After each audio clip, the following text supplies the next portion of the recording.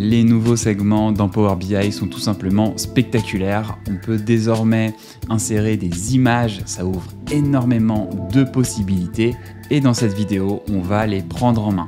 Comme d'habitude, je vous invite à récupérer le fichier Power BI que j'utilise, comme ça vous allez pouvoir pratiquer avec moi.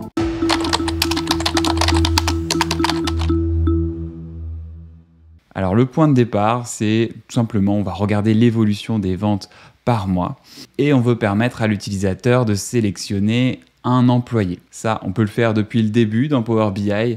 Pour ça, je vais déplier la table des employés et je vais par exemple choisir le first name, donc le prénom que je vais glisser sur mon rapport et je vais pouvoir créer un segment. Pour ça, je vais utiliser ici le segment, le bon vieux segment qui est probablement l'un des visuels les plus populaires dans Power BI. Et depuis peu, on a le nouveau segment un peu plus bas ici, le segment nouveau qu'on va activer tout de suite. Et ce visuel a été complètement modernisé. On ne voit pas encore le potentiel, mais je vais vous expliquer dans un petit instant comment justement l'exploiter de façon innovante. Pour l'instant, je retrouve les prénoms de mes différents employés et dans mon jeu de données, j'ai également des images. Ça, c'est les images, les photos de mes employés. Et ce que je voudrais faire, c'est afficher non seulement le prénom de l'employé, mais également son image. Pour cela, on va se rendre ici dans les paramètres de mise en forme du segment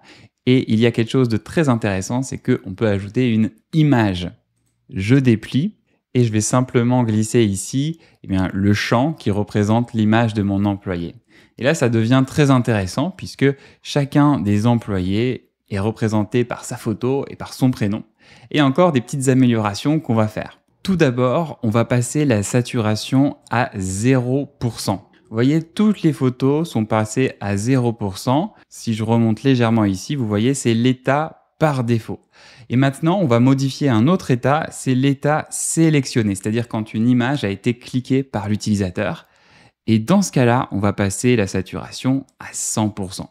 Ça va faire en sorte que si je clique sur un employé, eh bien la photo est maintenant colorée uniquement pour l'employé qui est sélectionné. Donc l'état, vous voyez, il y a 4 états qui sont très puissants. Il y a l'état par défaut, on a mis la photo en noir. Il y a le pointage. Le pointage, ça représente tout simplement la souris qui pointe une image. Donc pour le pointage, on pourrait par exemple passer la saturation à 50% et la photo devient légèrement colorée par exemple, ou on pourrait ajouter du flou comme ça. Vous voyez, il y a énormément de possibilités. Un autre point très intéressant, c'est la disposition. Désormais, on a beaucoup d'options en matière de disposition de ces segments.